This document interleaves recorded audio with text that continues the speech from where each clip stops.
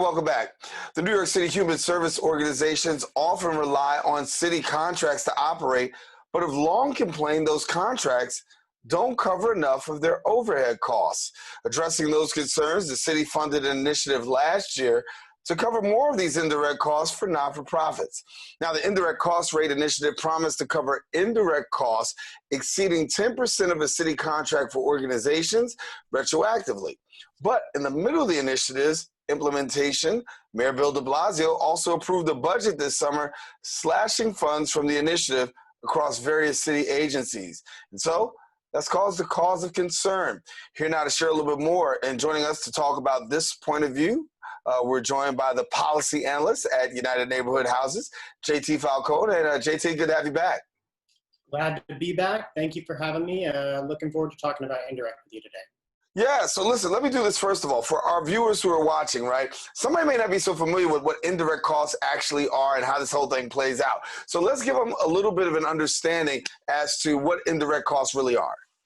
Yeah, absolutely. I think indirect, you could accurately describe it as some of the magic that keeps nonprofits operating and running all of the programs that are externally facing that are recognizable to communities. So in order for nonprofits to run senior centers, to run food pantries, to operate early childhood education and all of the great services that they provide, there are certain business expenses that are related to that: payroll, administrative expenses, organizational expenses around different other than personnel costs. So if you take the contract, it's divided up into the personnel costs, the costs that are going to the salaries of folks, and then it's going to the service costs. So if there's food being purchased for a food pantry, or if there are activities being delivered directly to senior citizens in senior centers, say. And then what's left is the indirect. And part of what makes this a challenging advocacy endeavor is that basically what we're saying is it's all the stuff that you're not seeing that's happening behind the scenes that lets the things that you are seeing happen. So if there's a way to condense that into a soundbite, I invite your feedback, but that's the bigger pitch, assuming we're going up to the 100th floor. Yeah, no, I think you did it best. You did it better than I could. So when we talk about indirect costs, though, how is it coming with regards to contracts? I talked a little bit in the beginning about the indirect costs and the 10% as regards to the city contracts. Walk us through where we are today. Right. So like you said, last year, the mayor and the speaker made an announcement that they had come to an agreement that they were going to retroactive for all of fiscal year 20, which was the past budget, and then it would be completed and set in stone going forward for fiscal year 21, which is the upcoming year, right? Mm-hmm. The challenge is that because of some of the financial challenges that the city's facing, they've been going through and looking for cuts, and they decided that taking it out on the nonprofits is a really viable solution. Something that they tend to do often is taking money from nonprofit contracts and budgets. So they decided that retroactively they were going to take back the adjustments for fiscal year 20. So what that means, I mean, for 6 settlement houses in the Bronx that I've been in communication with, the average retroactive budget cut that they've taken, so this is money that they've already spent on based on a promise from the city, is about $325,000. So that's really tough, especially in these times. And then on top of that, the money that's potentially at risk for these 6 organizations on average in fiscal year 21 is about $1.4 million each. So not only are we looking at a retroactive budget cut for money that's already been spent, but we're also looking at financial uncertainty for the coming year. So it's really a double down situation for nonprofits who are concerned about what the consequences of this might be. Well, I want to say this, that when you talk about not-for-profits, certainly a lot of people have growing concerns, given the fact that not-for-profits, as well as everybody, has been hugely impacted by what's going on with COVID-19. Nobody will deny that COVID-19 will have a huge financial impact against businesses, and we've already seen it, in the city and across the state. from a not-for-profit perspective, give us what this actually means, because, when we talk about the economic impact, some people say, well, listen, you're only talking about indirect costs. It's not really that much we're talking about, but in the lives of these not-for-profits, this is huge.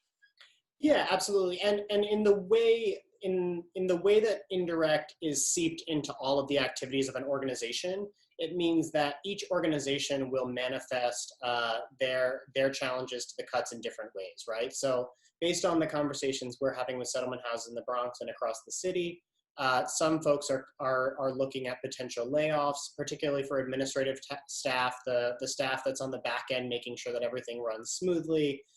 Some folks are looking at different ways that they can pull back some investments in programming so that they could maybe maintain the same programming level, but decrease quality a bit so that they can at least continue to serve the same number of folks. And other folks are thinking about ways that they might have to pull back from programs in terms of the number served. So it manifests differently across the board. And the trick is, if you're looking at someone, say, on payroll staff, right, who helps make the organization run smoothly, who's potentially partially funded their salary by this indirect money, it's not just the city contracts, it's not just specific city contracts that this person is necessarily working on, right? Their work might be spread across several different contracts. And so really the way that it pops up is very, very different organization by organization. But ultimately what we can say for sure is when the city pulls back this money, it's a direct blow to frontline workers at the end of the day. The city's already gone back on its promise to fully fund the indirect. The city has gone back and forth, as we discussed last time I was on, with funding around summer youth. And it's the people who work on the front lines, the people that have been showing up for their communities throughout the course of this pandemic, who are suffering from the back and forth and all the flip-flopping. Yeah. So where we go from here? I mean, obviously there's some advocacy that's being done. The voices are being raised, a lot of community concern. And then on top of that, I know the community has been engaged and involved. You also have not-for-profits who are actually raising their voices. So where are we seeing this fight and this advocacy going right now? Right. Well, in the immediate term, we're looking. The city's budget has a pre-established modification term that comes up in November. So we're looking at that November budget mod as our window of opportunity to address the fact that this initiative wasn't fully funded in some of these retroactive budget cuts. So that seems like it's a possible opportunity for us, at the very least, to receive some sort of assurance for what funding levels organizations can expect in fiscal year 21. Because it's one thing to not get the money, it's another to have been promised the money and have it taken out of your hands, right? So we want to figure out exactly what the lay of the land will be in that November budget mod. And I think across nonprofit, across all of city services, we're going to see, I would anticipate a very challenging modification, because we continue to not receive support from the federal government in the form of some sort of stimulus, and we continue to see challenges with funding from the federal, state, and city level as a result of the trickle down for the way those funds work, right? So looking into November, we're going to be pushing hard so that we can get clear answers.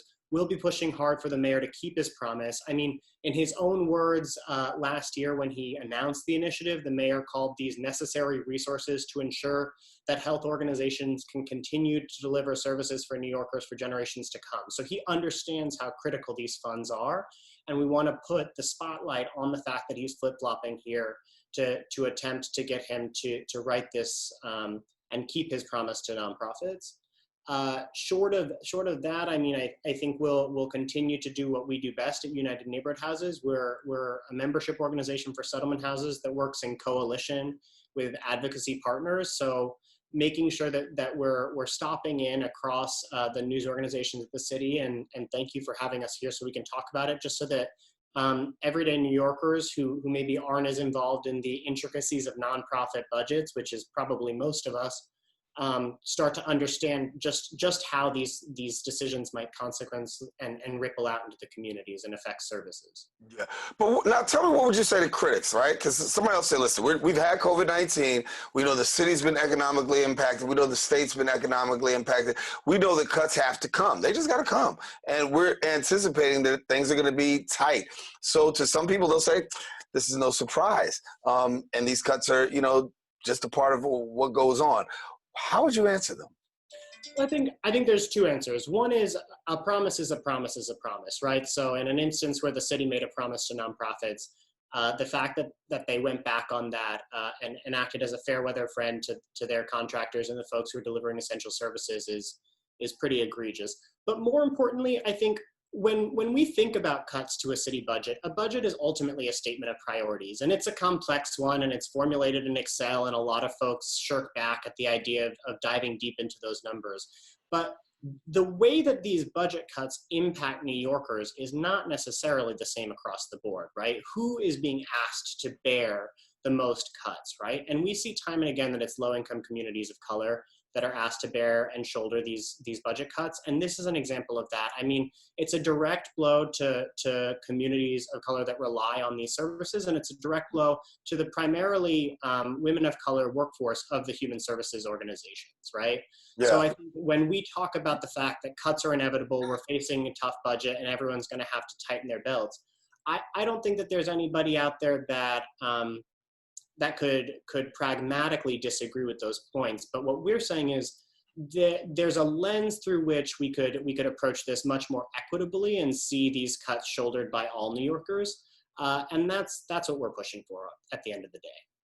Talk to me about the weight, because there's a heavy weight in dealing with this, right? Because as a not-for-profit, I know that every budget year, when we deal with the state budgets, not-for-profits are always cringing. And then also, you got city budgets and not-for-profits are cringing. And so how effective, if the word I could just use, or how much does this, really give you or come against your effectiveness when you've got to always contend against these things and still be able to go forward, still be able to put forth programming, still be able to do what you have to do, and then have to have this always hanging and looming in the backdrop? Well, I gotta say, I truly hope that the mayor is a regular viewer of BronxNet here, because that's exactly the question on everybody's mind. And I think it's one that he's not necessarily thinking about, is the opportunity cost, right? These settlement houses and human service organizations, at the end of the day, are going to be absolutely integral to the city's recovery, right? We've seen the federal government send everybody a check for $1,200 a few months back. That is if they qualified and if they were a citizen, right, with document status. That's it, right? Everybody else has sort of been left on their own, and the state has been pushing an eviction moratorium back month by month. As we see the other shoe drop on that eviction moratorium when it is lifted, as we see the real consequences of people's loss of income, of businesses' loss of income, nonprofits are the only organizations that are out there holding the hands with the community, working in the community, and making sure that people have access to the bare necessities that they need to weather through those times. So I think the opportunity cost is really a great frame for it, because when organizations spend all of their time bouncing back and forth between promises that are made and then broken, when they have to spend all of this time advocating for the city to come through on the things that it said it was going to do, that means that they're not spending all of those hours and all of that person power focused on the quality of services, right? But just imagine a world where the nonprofit community could take the city's word as a promise and operate off of that and continue serving their communities without having to worry about whether at the end of the day the city is actually going to pay up on their contracts and how long it's going to take. I mean, the other just small point that I'll make is that in many instances, nonprofits are just that, right? They don't have profits. They don't have a bank account sitting there with growing interest. They're not invested. They don't have endowments. So in an instance where a nonprofit is literally waiting on payment, which is a whole nother issue, but has payment, it's confirmed, it's supposed to be coming through, but the city takes weeks or months for it to come through, then there's actually a dollar amount cost for waiting on that payment as well, because they're taking out loans to cover payroll and make sure that they can continue programming. So in a literal sense, there's the waiting for the payment, for the check to be in your hand. And in the figurative sense, there's this opportunity cost of having to wait before you can take the city's promises and act on them, right? Mm-hmm. And talk to me about repayment, because as you're talking about having to sometimes take those loans out or put that extra money out, how often does that occur? And and what does that look like in terms of possible cost or numbers?